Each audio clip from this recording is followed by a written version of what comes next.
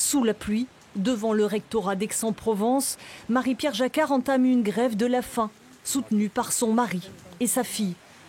Un ultime combat pour faire reconnaître sa souffrance, celle d'une lanceuse d'alerte qui a osé dénoncer des agressions sexuelles d'un enseignant sur ses élèves.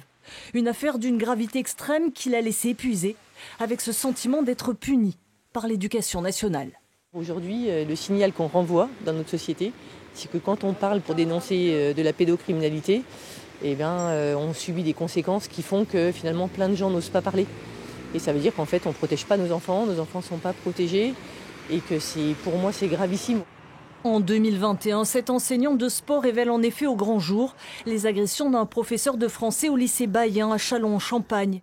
Mais il faudra attendre 2023 pour que ces alertes répétées soient prises au sérieux par l'éducation nationale et la justice. 9 plaintes seront déposées. On a été pendant 1 an et demi à recevoir tous les jours des témoignages de viols d'anciens élèves. Sur le nombre de témoignages, il faut bien se dire que pour une plainte déposée, il y en a une quinzaine réelles.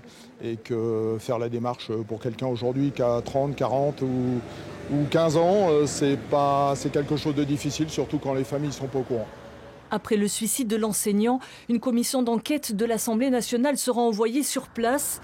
Le statut de lanceuse d'alerte de Marie-Pierre Jacquard est enfin reconnu. Mais l'enseignante qui a pointé du doigt les dysfonctionnements de l'éducation nationale est invitée à changer d'académie. Elle est clairement punie puisqu'elle a été mutée, on l'a poussée à muter dans l'académie d'Aix-Marseille. Elle occupait un poste à profil cirque, donc très intéressant pour sa carrière personnelle.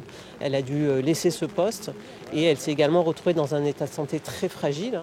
Aujourd'hui, Marie-Pierre Jacquard réclame une pause dans sa carrière.